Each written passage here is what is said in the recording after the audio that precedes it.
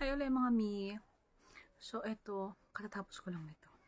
At madami akong iyak dito sa Move to Heaven na to. Ayun, based dun sa nakalagay sa baba, we are trauma cleaners. So sa kanila, yung mga trauma cleaners, kapag isang tao ay hindi namatay sa ospital, kundi namatay siya sa bahay, ganyan. So, tas matagal na nakita yung body, ganyan.